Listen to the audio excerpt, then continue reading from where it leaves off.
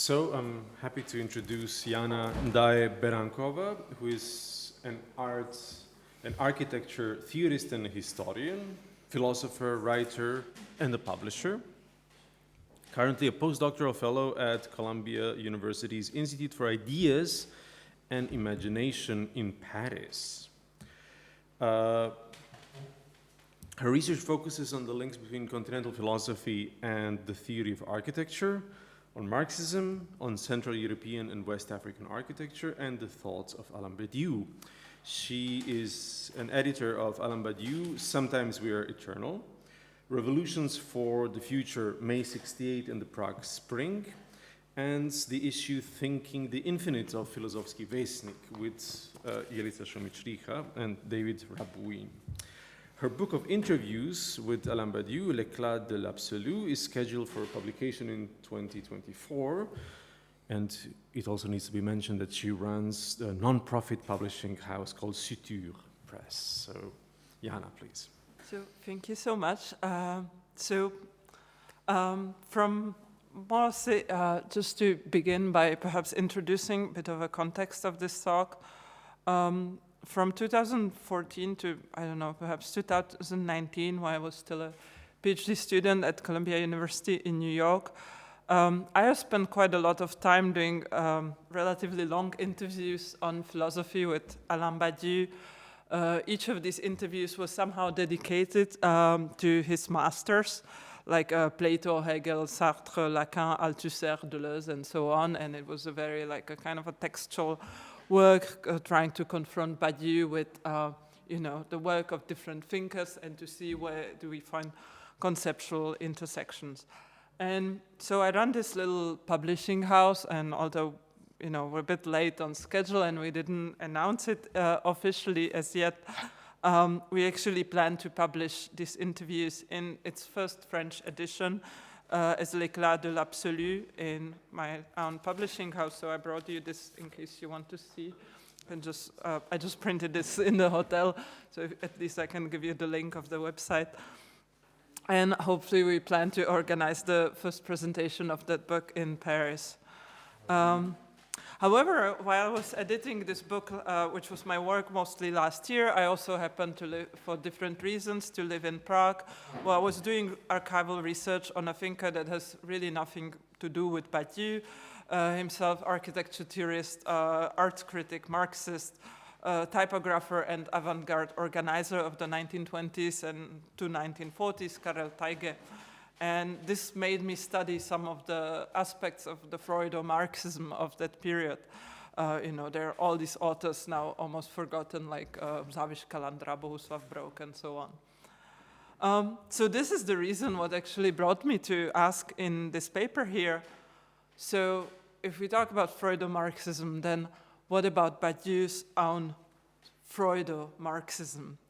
How can we describe the subjective effect of a truth procedure in psychoanalysis and in politics? Perhaps one of the most explicit articulations of Marx and Freud appeared in Badiou's early 1982 theory of the subject. Of course, this book is not at all representative of his major philosophical work, and it is still heavily permeated by the vocabularies of Lacan, Althusser, and so on. But to a certain extent, this book can give us hints to what has been erased once Badiou has developed his own idiosyncratic philosophical terminology. For instance, if we consider the chapter titled Consistency, Second Name of the Real After the Cause, which is approximately in the second half of the book, Badiou tells us the following, and I'm sorry, I got a cold, so I'll need to interrupt myself. So Badiou says the following, I quote, "I hold that we can only arrive at the subject. This is what marks the time of Marx and Freud, namely that the subject is not given but must be found." So we know that in Badiou's own philosophical system, as we have already discussed it here, the subject is not a given. It emerges as an effect of a truth procedure. Badiou seems to be bending, in this quote, the common understanding of Marx and Freud, namely in which perhaps the subject might be the proletariat or the analysand and is somehow already there. So Badiou seems to be bending it here in his own direction. Marx and Freud helped to displace, to decenter the category of the subject, but their main asset is that despite reformulating it, they never actually gave up on the subjective element. If we keep on reading that passage, Badiou tells us the following, I quote, when Marx takes it upon himself to listen to the revolutionary activity of his time, to the popular historical disorder, it is a matter of pinpointing in the latter, pursuant harsh theoretical and practical work, the dialectical form of the political subject as such. The deduction of its general activity presupposes only the rights of the 19th century. From here, it will then be necessary to unfold the complete topology of an order, the capitalist order, to develop the logic of its gaps, and to take the heterogeneous all the way to the end in order to name proletariat, that subject which is almost not to be found on the anarchic surface of the events. And on the side of Freud, Badiou tells us the following. Freud listens to the hysterics prose and body language from which it emerges that in the end, what is at issue is the subject of neurosis as such, and not who is subject to neurosis. Unconscious is the name of such subject, hereto trapped in a topology, namely that of psychic life. So in Das Kapital, Marx describes the structural logic of capitalism order only in order to pinpoint what is absent in the structure, what constitutes its real gap, and he names this gap proletariat, at least according to Badiou. Likewise, Freud had delineated the entire topology of psychic life in order to pinpoint its gap, which is the unconscious, and which, at least for Badiou, acts here as a subject. To a certain extent, Badiou's account of Marx and Freud can remind us of the overall conceptual architecture of being an event, in which he, using set theory, unfolded the topology of being in order to pinpoint the supernumerary name, the signifier called event, that which constitutes the gap of being. And we know that Badiou, in being an event, gives us the so-called matim of the event, which in fact is itself a paradox when he says that, I quote, the event is not actually internal to the analytic of the multiple, and even though it can always be localized within presentation, it is not as such presented, nor is it presentable. It is not being supernumerary, end of quote. And again, just to conclude this brief passage on Freud and Marx, we can keep on reading the theory of subject here. Badiou says, I quote, even though psychoanalysis and Marxism have nothing to do with one another, because the totality they would form is inconsistent, it is beyond doubt that Freud's unconscious and Marx's proletariat have the same epistemological status with regard to the break they introduce in the dominant conception of the subject, end of quote. In other words, where is the unconscious? Where is the proletariat? Badiou reminds us that only enlightened labor of analysis and of politics can help us to respond to this question. His non-deterministic interpretation reminds me of some classical introduction or readings of Marx, like that of Michael Heinrichs in his introduction to Marx Capital, in which he really emphasizes the fact that classes are not some historical facts, but they are rather terms which are determined by their role in their social production process. And in a somehow similar way, Badiou situates the class named proletariat, which in fact is the remainder of the other classes, at the border of presentation and representation, for it merely belongs to the situation without being included in it. In fact, proletariat itself is a name of a gap, it's of a real hole, and this is also its generic and universal existence of the oppressed and the exploited. Now, let me talk a little bit about what I wanted to develop on today. It's the subjective effect on truth, kind of reading on one side Badiou in terms of the perhaps something like a topology of the subject, and on the other side as looking into some analogies with political practice. So when I was doing an interview on Lacan with Badiou, we discussed at one point the notions of the courage and of the death drive. And to my own surprise, Badiou affirmed that, I quote, and that's in the book, in fact, the subject is what, in the very process of subjectivation, is able to block the route to the death drive.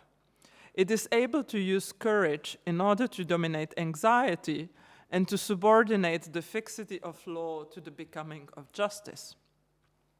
He added that, I quote, the subjectivation and the becoming subject are a point of indistinction of the conscious and of the unconscious, and that the division between the conscious and the unconscious is characteristic of the individual, end of quote.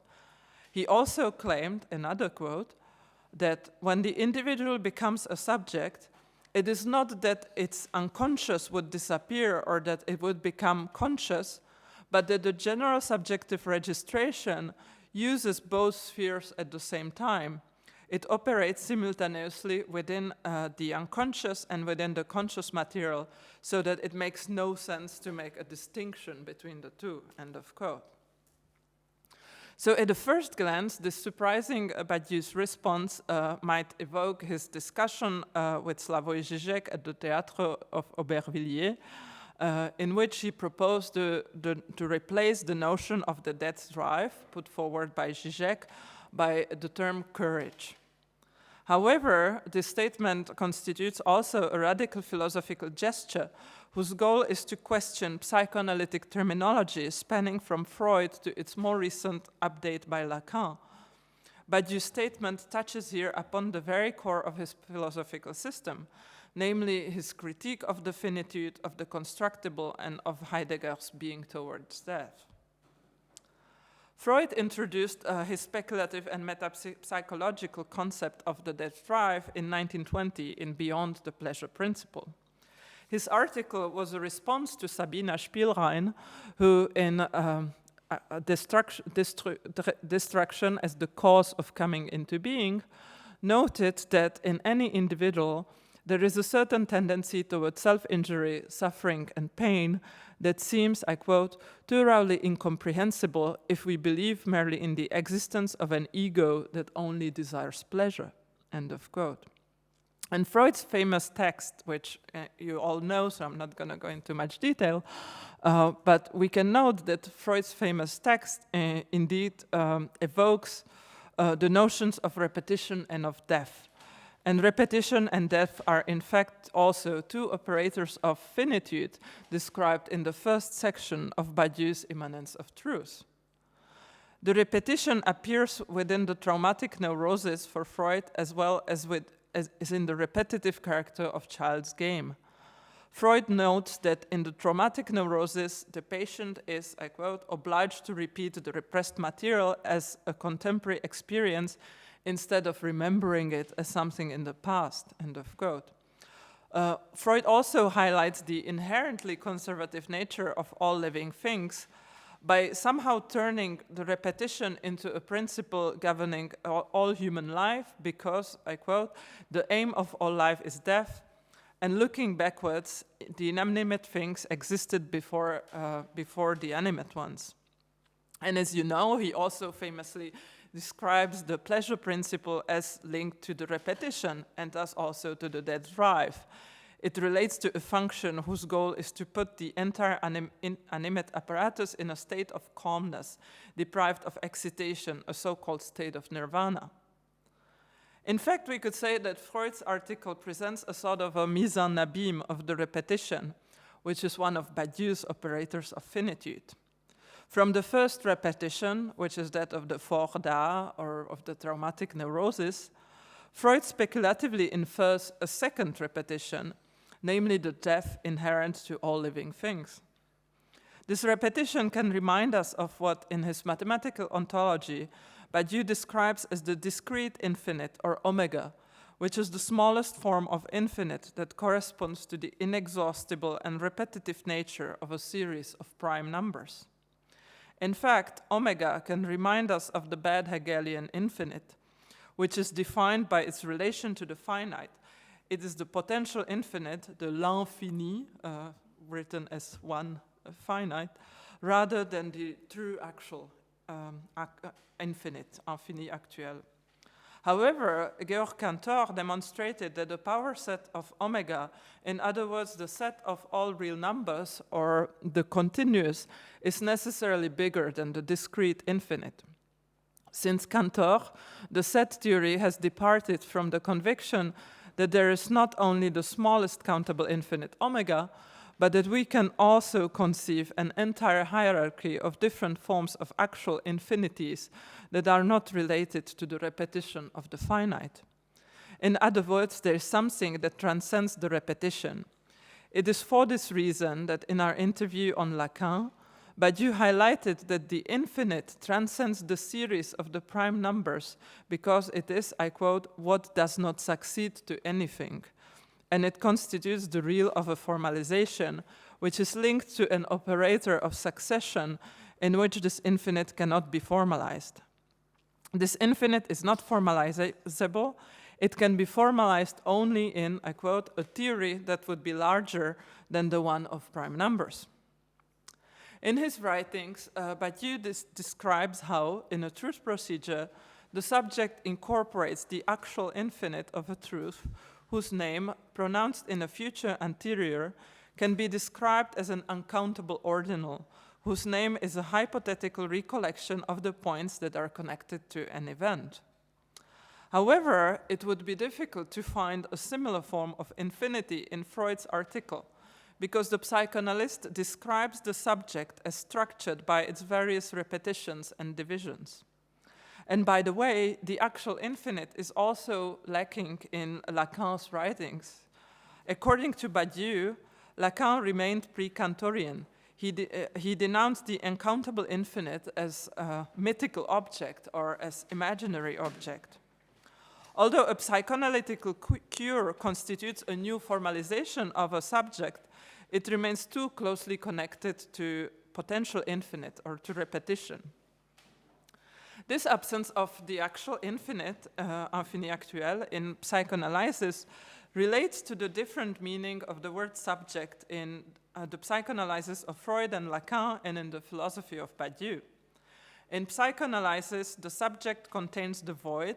It is structured by divisions such as the division between the conscious and the unconscious, or the split of the I of thought and the I of enunciation, as in the famous quote of Lacan, where I think, I am not, I am absent, where I present, I do not think. In psychoanalysis, the void is in the subject is inherently divisible. In contrast, in Badiou's thought, the void is not in the subject, but within the inconsistent multiplicities of being, because, I quote, the void is the name of being, of inconsistency, according to a situation. Badiou describes the subject as something that counts the infinite as one and therefore resists any form of division. The subject is not empty, but rather too full.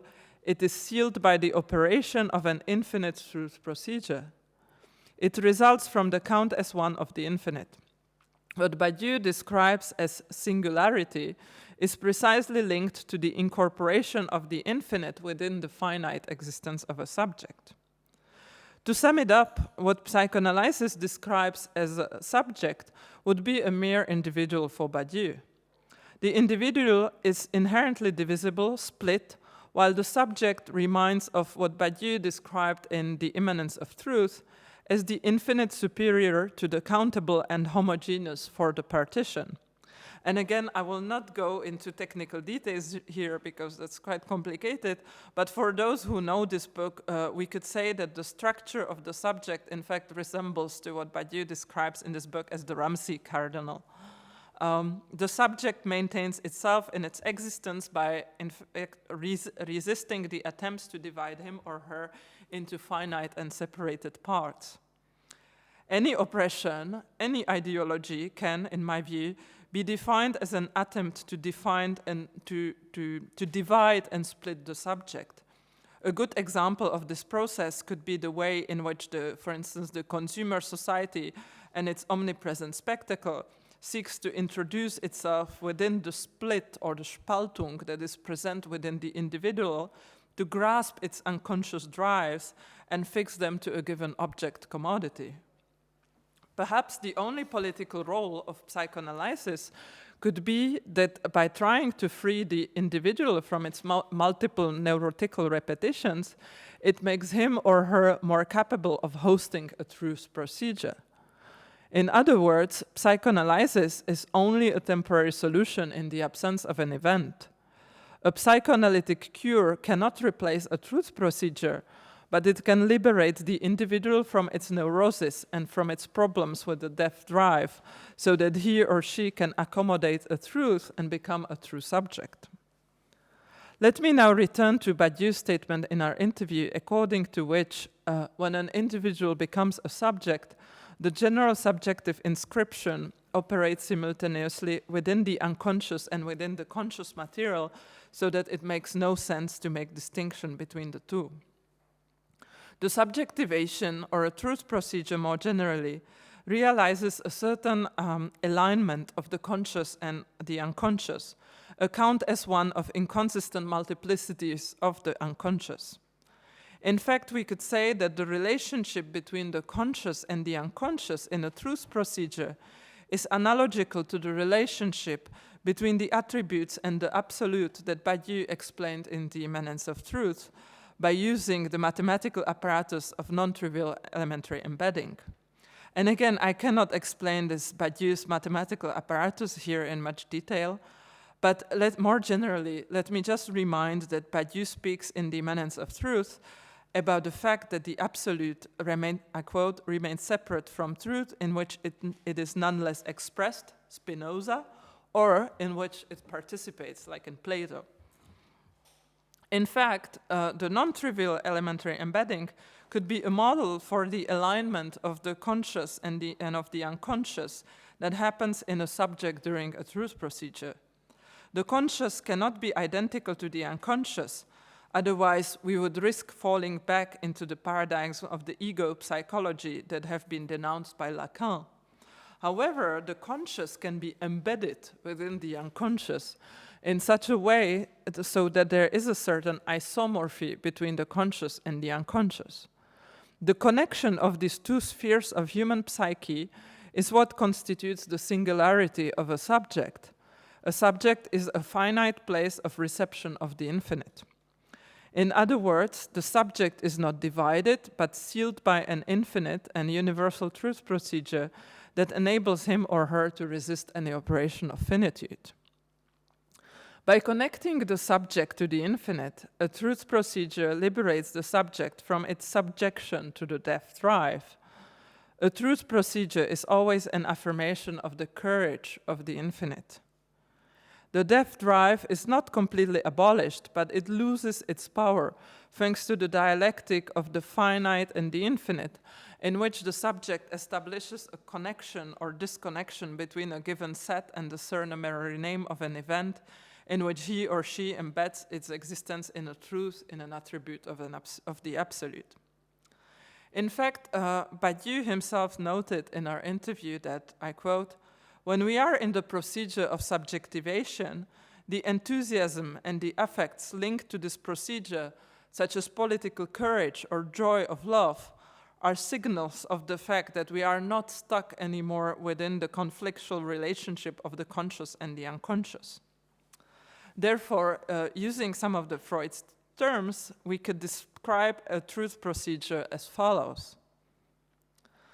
By modifying the division of the possible and the impossible, a truth procedure provokes a feeling of joy, or in Badiou's terms, we could say that the subject passes to the formalization of a larger infinite.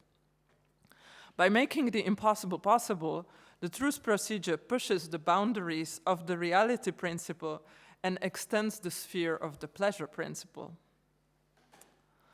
By incorporating a truth procedure, a subject distances him or herself from the death drive. By its very definition, a subjectivation is about contesting definitude. The subject discovers eternity in him or herself. He or she becomes a subject of truth. The courage to live is the courage of the infinite. There can be no subject of death except the obscure subject, which for Badiou is not a subject stricto sensu. A new formalization linked to a truth procedure implies a progressive alignment of the conscious and of the unconscious, as if a human being was harmonized with his or her infinite nature. It frees the subject from multiple symptoms and repetitions. This reminds me a little bit of Spinoza's claims in the fourth part of Ethics about the inexistence of sin and his belief that the desire which springs from reason cannot be excessive. In a truth procedure, the excess is inside the subject because the subject incorporates an infinite truth that extends beyond his or her finite existence. Therefore, the category of the excess loses its meaning. Any truth procedure, whether it's linked to politics, love, science, or art, constitutes an excess in relationship to the laws of the present world. And I know that my interpretation of that here sounds a little bit like Nietzsche's Übermensch, but it's just to point that the infinite brings almost different criteria of measure here. And finally, my fourth point, I could say that in a similar manner, since the truth procedure seals a certain number of divisions within the subject, the human wisdom then consists in understanding the infinite within us. In other words, a truth procedure realizes what Herbert Marcuse could describe as a non-repressive sublimation. The isomorphy of the conscious and of the unconscious within the subject makes the repression actually redundant or unnecessary. And this doesn't mean that the death drive, anxiety, sadness, and melancholy disappear entirely. It rather means that they constitute a menace that could block a truth procedure. A truth, by its very definition, is something that saves us from despair. For Badiou, the subject, which can resist any division, is precisely a mode that connects the finite and the infinite. Although the physical bodily experience of the subject can be finite, this finitude is a mere external cause because the subject feels and experiments that he or she is eternal, in Spinoza's words. Joy, love, blessedness, all these terms describe in different ways the affects linked to a truth procedure, which, by aligning the conscious and the unconscious, produce a new non-repressive formalization of the subject. The subject, by submitting to the authority of the infinite, undergoes an affirmative sublimation, transcends his or her divisions, and controls and orients his or her desires and drives, instead of repressing them and risking that they return as a symptom. Therefore, the subject is not an irreconcilable duality of the matter and the idea. The subject is rather what in the matter orients itself towards the idea or what participates on the idea. By becoming a receptacle of the infinite, the subject is freed from its alienation. And now in the second part of my talk, let me try to develop a little bit about how this connects to the political effect of a truth procedure, or what could the effect of a truth procedure indeed be in politics. Much of what I have just described about the effect of truth on the subject, I would say, could be also said to a large extent about politics as truth procedure. Any event, at least in Badiou's sense, brings into forefront new forms of subjectivation. When I asked Badiou, and this was in fact off record of one of our interviews, what is in his view the most pressing task of communist politics today, he responded that, I quote, "It is resolving the contradiction that one can encounter in Marx's oeuvre between the dictatorship of the proletariat and the vanishing of the state," end of quote. He admitted that any revolutionary process cannot begin without a certain dictatorial figure. In his view, this also constitutes the main deficiency of anarchism. However, he admitted that the dictatorship of the proletariat cannot be entrusted to a political party. In other words, we need to avoid the formation of what he describes as a party state or a parti état. Therefore, it might be indeed wiser to imagine something like a network of general assemblies or other figures of collective politics. In other words, the paradox is the following. How is it possible to imagine a state whose only goal would be, through a series of well-planned stages, to organize its own dissolution? How to create forms of organization that would be simultaneously fleeting and permanent? How to combine movement and stasis within a political process in order to prevent a constitution of a new bureaucracy of the party state, parti état? Facing the capitalist mode of production and the institutions that enable its reproduction, such as the bourgeois state, the anarchist immediacy seems harmless, and yet it is also true that without a certain controlled dose of anarchism, any political group can easily become a reified form and turn into a new bourgeoisie of the so-called communist parties. This problem is clearly linked to what Badiou described as three stages of the communist hypothesis. The first stage, approximately from Marx to 1914, felt on the question of nationalism when the big socialist parties, namely German Social Democracy, voted in Reichstag for war credits. The second stage, from the Bolshevik Revolution until the end of communist states, failed because it was unable to dissolve the state and instead created new forms of bourgeoisie within the communist parties. The party became the one with the state, the parti état. The third stage, which might be hopefully slowly emerging in the present moment, needs to resolve this question. How can power be exercised without taking the form of the state? What Badiou describes as a new form of political organization equals a response to this question. It is the overcoming of the contradiction between the mass movement and the state. Badiou himself gives very little indications on how we can reach this goal, and I could hardly give an answer of my own for what seems to be a defining problem of the next decades of communist politics, if there are any. However, I would at least like to bring to your attention some analogies between the first part of my lecture dealing with the subject and Badiou's own political thought. If on the level of the subject of psychoanalysis, the truth procedure creates an isomorphy between the conscious and the unconscious, in politics it should create an isomorphy between the state and the masses. In politics, ideally, the subjective inscription should operate simultaneously within the state and within the masses, so that it makes no sense to make distinction between the two, if I can sort of paraphrase Badiou. The state should remind us of an attribute of, should resemble an attribute of an absolute. It should express, participate on the mass politics, which nevertheless always exceeds it.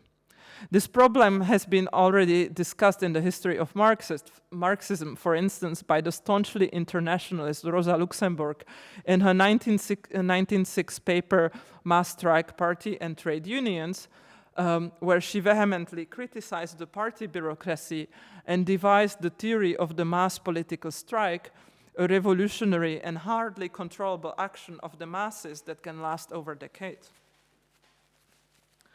This political mass strike, in Rosa Luxemburg's words, is not, I quote, the rigid and hollow scheme of an arid political action carried out by the decision of the highest committees and furnished with a plan and panorama. It is rather that in which we see, I quote, a bit of pulsating life of flesh and blood, which cannot be cut out of the large frame of the revolution, but is connected with all parts of the revolution by 1,000 veins, in this beautiful Rosa Luxemburg burgeoning prose. So this isomorphy between the state and the masses helps then to eviscerate the forms of death drive in politics, which in Badiou's thought, namely in Logics of Worlds, take the form of an obscure subject. In Logics of Worlds, Badiou distinguishes the fateful subject whose body becomes a material support of an eventual trace and gives force to the production of the present, a reactive subject who represses this trace and suppresses the present And finally, the obscure subject, who imagines a phantasmatic body supposed to be under erasure that, I quote, produces its own negation as the effect of the negation of the eventual trace, thereby obtaining the subordination or occultation of the present, end of quote. Badiou notes that of these three types, only the first subject is the subject of truth, while in fact the third type, the obscure subject, is a subject that is entirely subjected to the death drive. Badiou describes the life as, I quote, the wager made on a body that has entered into appearing, that one will faithfully entrust this body with a new temporality, keeping at a distance the conservative drive, the ill-named life instinct, as well as the mortifying drive, the death instinct. Life is what gets the better of the drives, end of quote. If the human subject of a truth procedure is sealed by the operation of an infinite and is therefore resisting any form of division, I would say that the political subject should have the same property. It should resemble to what Badiou in Immanence of Truth describes as a set homogeneous for partition. In other words, a new political organization implies such a tightly interwoven relationship between the state and the masses that it would be impossible to drive a wedge between them. In fact, reversing Badiou's critique of the party state, we could say that what we truly need is not a parti-état, but a mass-état, a mass state, in other words, a true popular democracy in its literal, non-electoral sense. How to achieve this? Well, I don't know. Yet it is clear that the question is very much about creating a dialectics of the proletarian mass, which by its definition is traversed by inconsistent multiplicities and singularities, and the state as the figure of an organization that counts this multiplicity as one. In other words, there is no dissolution of the state. There might be only a continuous process of dissolving the state, composed of multiple sequences in which the proletariat acquires more and more of the class consciousness. This would presuppose, obviously, that we progressively solve the problem of already existent regressive repetitions within the proletariat itself. These repetitions are linked to what, in various streams of Marxism, has been called by names such as false consciousness, alienation, reification, or even spectacle. For instance, how do we account for a historical fact that at a certain moment the masses desired fascism? And this is, the question of this book of this obscure Wilhelm Reich, The Mass Psychology of Fascism, already in 1933. And how do we prevent this moment from repeating itself? I think that if we were to dissect closely the phenomena such as alienation, reification, and so on, we would notice that what we can find in the core of each of these notions is indeed a figure of repetition. It is as if the masses tried to return to the nirvana state by fixing their desire on already existing commodities or by taking over already pre-established reified roles. For instance, Badiou often quotes Lacan's quip that il ne faut jamais céder son désir, you never have to give up on your desire. But we could also say that what happens in the society of spectacle is that the subject at one point gives up on his or her desire and fixes it on a given commodity form or image as a commodity form. There is a repetition, namely, that in the new formalization of the subject is not truly new, and it takes on roles pre-established by capitalism or by the Althusserian interpretation, as we saw it here on the first day. The phenomena like alienation or false consciousness are symptoms of a certain failure of the event, of the fact that a true newness did not emerge and instead the patterns of the old took over. A truly new formalization of the subject needs to displace the repetition, and such displacement of the repetition, in Badiou's terms, means moving towards higher forms of infinity. If we consider Badiou's hierarchy of the infinite in the Immanence of Truth, where as you might know, we move progressively from the smaller to higher forms of infinity, and each new infinity encompasses the previous one while moving a step closer towards the absolute horizon V without ever reaching that horizon. And Badiou draws it, in mathematics by this kind of a V, hierarchy.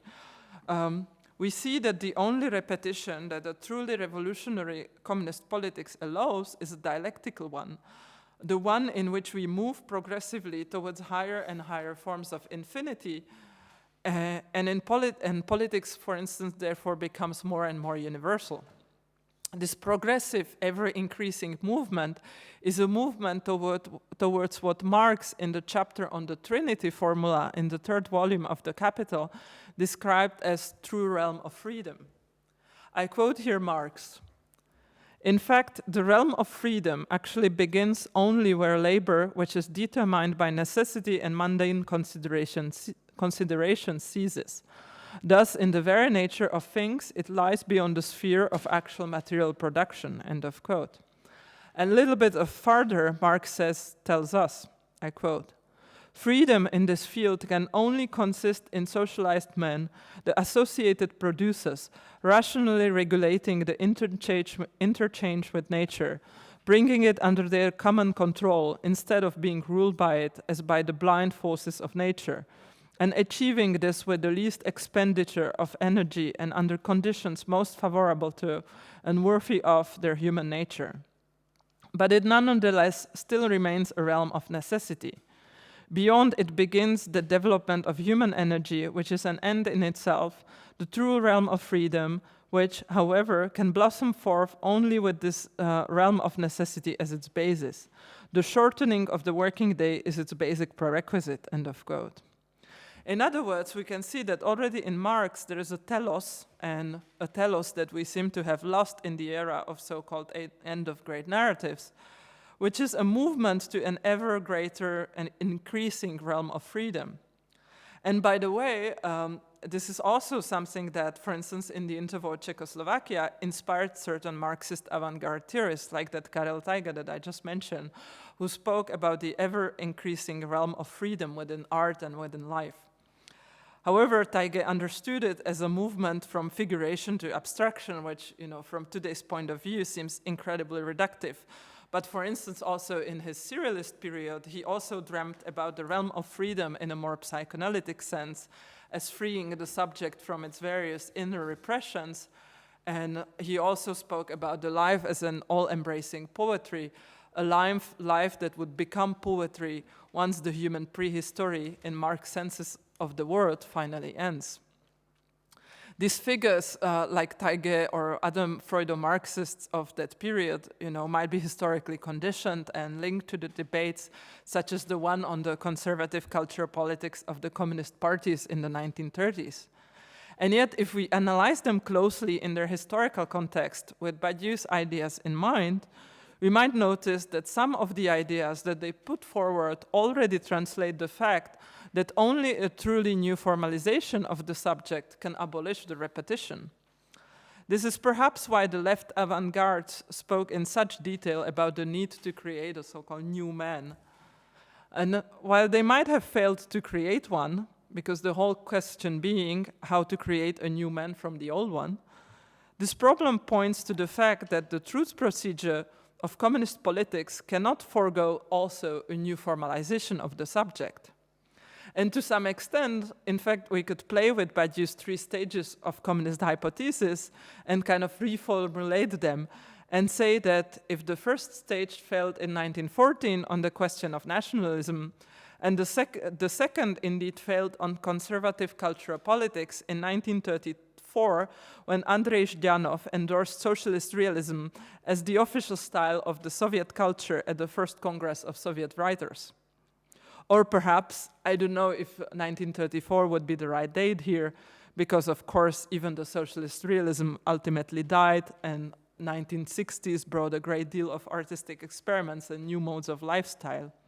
However, the reason why I have just put a 1934 on the table as a magician puts a rabbit out of his hat is just to highlight the fact that the failure of the second stage of communism hypothesis is not only linked to the fact that the state has never been dissolved, but also to the conservative cultural politics of existing communist parties, to the fact that a new man was never truly new, neither his lifestyles, neither his art. Somehow, at the end, we lost the desire for communism because we forgot that the communism is not about the equality of the minimum, but about pushing human beings towards higher and higher forms of culture expression, about reaching higher forms of infinity.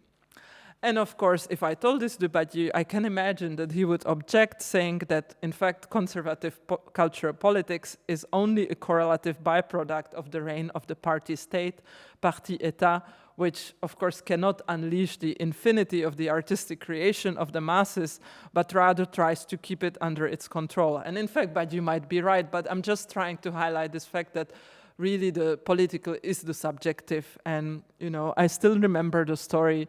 For instance, it was a moment, it was before COVID, we spent 1 month at Cuba. And it was quite impressive, just the people, you know, and this is not some super scientific analysis, but it was quite impressive to see when I spoke to different people, the real difference between the older generation, which underwent the Cuban Revolution, and the younger ones in terms of their relationship to the world and their mentality.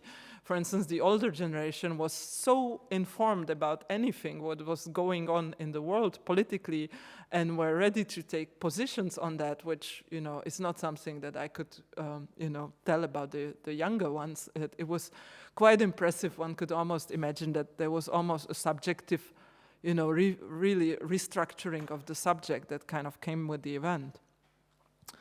So, in fact, I made this digression towards the history of the avant-garde and politics only to highlight better that the personal, the subjective is also political. In our present moment, following the collapse of the second stage of the communist hypothesis, we see a growing split between, on the one side, identity politics and culture wars, such as, you know, about subjects like gender discrimination, ecological crisis, which in fact are just correlative consequences of capitalism, and on the other, the traditional left welfare politics of party states. In other words, we could say that there is a split between the subjective and the political, between the culture politics and the political politics. If we analyze moments in history in which there was a certain opening in terms of an event, you know, whether that be May 68 or even certain left avant-garde movements like Soviet constructivism and so on, we can in fact interpret them as attempts to create a certain isomorphy between these two spheres. To overcome this crisis, we need to interweave again the subject in its psychoanalytical sense with its unconscious, its desires, its lifestyles, and its aesthetic preferences, and communist politics, whose ultimate goal is the change of the existing mode of production and the dissolution of the state. It is as if the solution of the political contradiction between the dictatorship of the proletariat and the dissolution of the state would necessarily imply exerting a certain dictatorship on the self. Or perhaps to say it more precisely, because, well, I don't like the word dictatorship here because this could evoke repression, whereas I have spoken about the non-repressive sublimation, about aligning the conscious and the unconscious.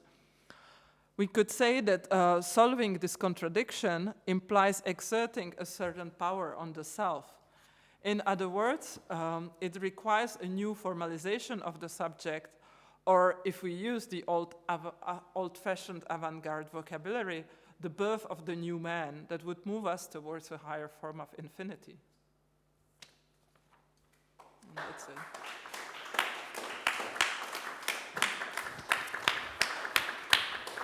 Thank you, Jana. I'm sure there are immediate questions and responses.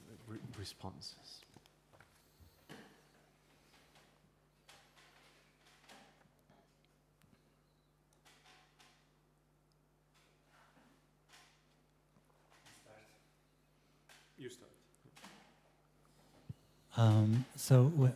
Thank you, Jana.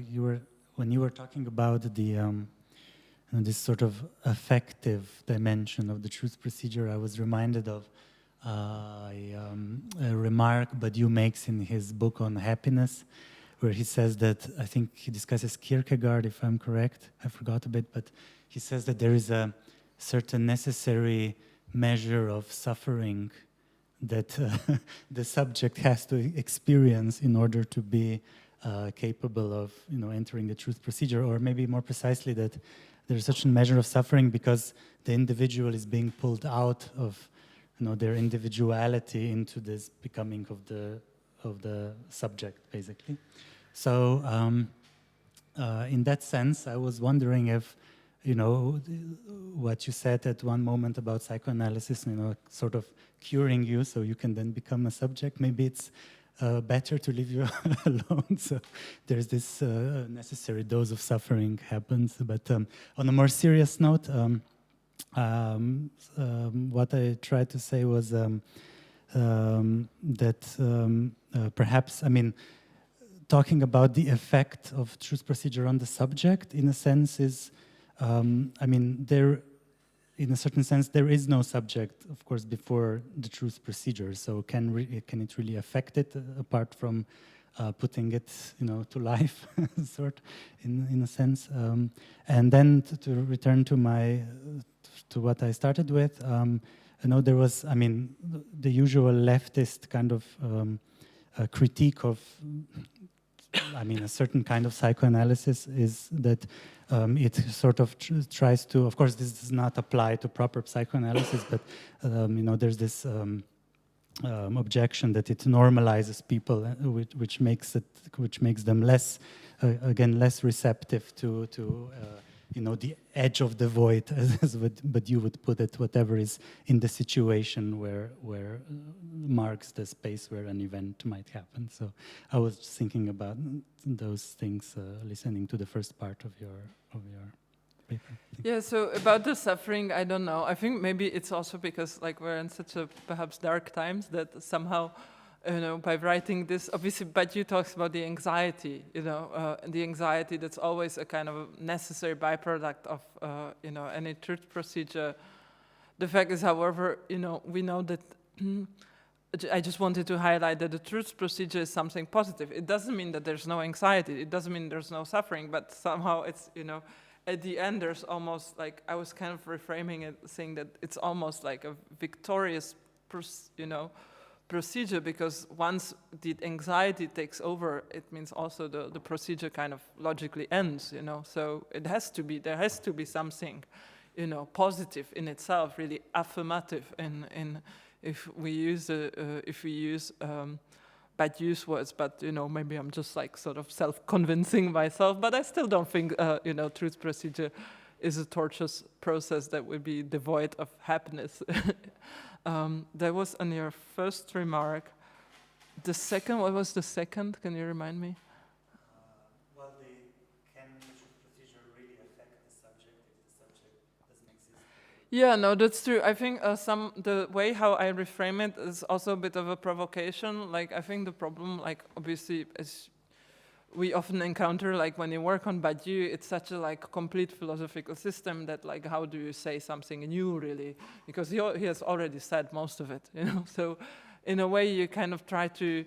I was thinking, well, what would happen if I just take Badiou's terms and try to replace it in a different sphere of different, vocabulary and different concepts like that of psychoanalysis, and then what would happen? How would that act? What actually does happen within the subject? Because, okay, there's no subject before the truth procedure, but there's the individual, right? And the individual has its unconscious or preconscious or whatever, So yeah, I think there's a certain, in my view, there's a certain legitimacy in trying to at least experimentally project the terms in this way, as I'm trying to do. And the third thing about psychoanalysis normalizing people. So again, some of those ideas really came to my mind when I was, trying to search for some of those Freudo-Marxists of the 1920s and 1930s, and some of them Reich are crazy, obscure figures in many ways. But if you look at for instance, this little collection that was published in Verso of his early writings, you know, I don't say I would agree with everything, but I think what's interesting in those is that these were people who were still seeing psychoanalysis as something inherently political, which obviously might not be the case, you know, of Freud himself and Anna Freud and you know, all these people who are, they were also trying to deal with the Nazism and you know, kind of pushing those lefty communists, you know, out of the International Association of Psychoanalysis. But maybe somehow, like, I was just like thinking, why don't we just, again, perhaps those forgotten, you know, early disciples of Freud, which, you know, again, might have their flaws, or either some of them being limit crazy, but you know, what if, in fact, there was a way to, you know, look at psychoanalysis as something that, you know, again, it won't do the truth procedure, it won't do the event, you know, but it precisely might have a certain validity in this sense, because it, you know, by freeing the subject from the death drive, it sort of, you know, also prepares it for the event somehow, you know. It's like, obviously the psychoanalysis won't replace the truth procedure, but it might have a certain legitimacy in the way that, again, it makes the subject, you know, somehow enables the subject to host the truth, you know, and to be receptive towards something like that to happen. So, so yeah, and I just wanted to, again, and this might be also a reaction to this crisis today with those like culture wars. It's like we need to, like there's an urgent need to reconnect the political and the subjective, you know, because we see that especially, you know, I have the feeling always that the younger generation is more moved by the things that relates to their own subjective things, their own desires, you know, whether that's sexual identity and so on, and how do we connect it to the politics? I mean, that's the most urgent task, because otherwise we're gonna lose them, you know, they're gonna go their way. So I think we can take one or two more short questions that we need to unfortunately stop, because we need to allow a bit time for the last paper before our stomachs are filled.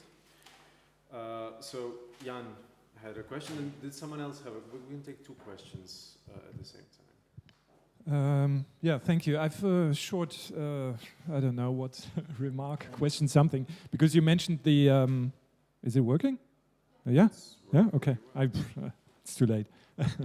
The death drive. No, I mean, I fundamentally agree, but you likes to, time and again, to simply do away with the death drive as if it were a notion he simply doesn't like or something. And I always found it a bit irritating, because given that he's so strongly influenced by Lacan and has written about it and so on and so forth, and this easiness or this kind of simplicity with which he sometimes pushes away the notion of the death drive always struck me.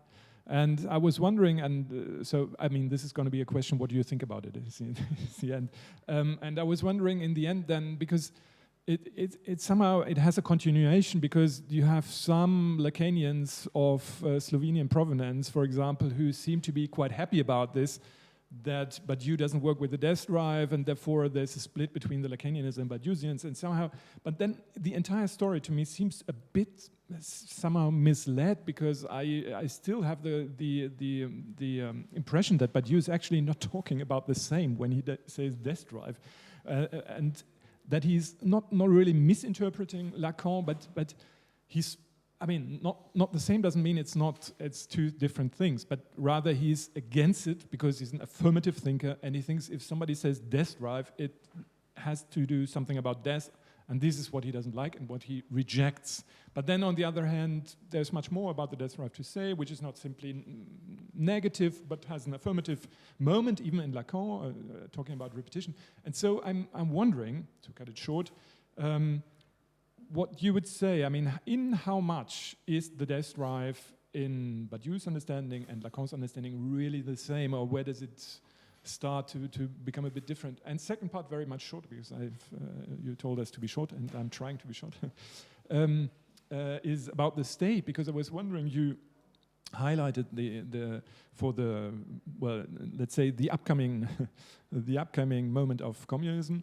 You highlighted some important position for the state. Now, I mean, you know that Badiou very often has claimed that it needs to be in distance from the state, and that the state has to be overcome. And so maybe you can elaborate a bit on your emphasis on the question of the state or need of the state. Yeah, so I think about the death drive, again, I'm not sure if I'm ready right now to respond like for Badiou and Lacan in relationship to death drive. I would really need to plunge more into the text and just like really take more time to think about it. So I wouldn't like pretend that, you know, I can respond it right now from scratch. But I definitely like you can consider like even the way like how he talks about Heidegger or how he talks about death in itself, like as something that really happens from the exterior, you know, as if he was really negating it as this kind of horizon towards which we, you know, tend to project ourselves. Like to some extent, we could say that even that a certain choice of career, whether you're a writer or philosopher, you know, might be linked to this kind of transcendental fact that you project yourself towards what's going to be after you, and so you perhaps decide to write books rather than be a fashion model. I don't know, you know. But it's true that I think Badiou's way of describing that is perhaps like you know, he's really rejecting death as some horizon towards we should project ourselves. And that obviously influences also his notion of the death drive. And I think there's a certain heroism in that. And I think it's like, I find it quite important, like personally, as a, you know, as a perspective, not to bend up to the, you know, to this kind of anxiety of death, and to really rather search for this kind of you know, infinity in the subject. But you know, it's not that. It's not a description of the reality, how we live. It's really more of an perhaps affirmative vision, like how we should be. You know, there's some sort of ethical imperative not to live towards death. You know, in that, which you know is more of an ethical choice rather than of you know, a portrayal of how our daily lives might be. So, I rather take it on this sense. And obviously here I was mostly, you know, because it's already a short paper and I don't want to go too far, so there would be another work on Lacan here. I was really just, for the perhaps also sake of simplicity, just stayed with, you know, the Freudian text itself. About the state, well, he talks a lot about the dissolution of the state, but he also reproaches, you know, what he criticizes, and I kind of mention it also in the paper, is this notion that it's something that could happen immediately. You know, that we would just like come and dissolve the state. And that's the whole paradox, because that's the whole critique of the anarchism, you know, like how do we organize the dissolution of the state? And the new political organization, I think, of which he gave us very little clue how it should happen materially in terms of, I don't know, general assemblies or whatever, you know, I think it's precisely that. It's you know, it's the way how you somehow liquidate the state, but progressively. And what I was trying to say, at least like trying to formulate somehow, is like I don't know how to operate this. You know, I'm not a big political activist or something. I don't know how to operate this politically, but it clearly seems to me that there must be something that will. If you liquidate the state, well, the subject almost as if takes over certain roles of that would mean that the subject really takes over. So there must be a new, really, reconfiguration, as if the subject was taking over the role of the state, you know, and that's where this kind of a psychoanalytic, you know, internal reconfiguration of the subject will somehow be necessary. You know, because it's true that if, you know, we're like a lumpen proletariat or something like that, that's not going to work, you know. So there was that, but definitely for the second part, the political, you know, theory, again, these were some like brief first sketches kind of trying to project some of Badiou's terms, but, you know, if this was to be some serious political theory, then it would take a lot of time. Thank you, Jana, one more time.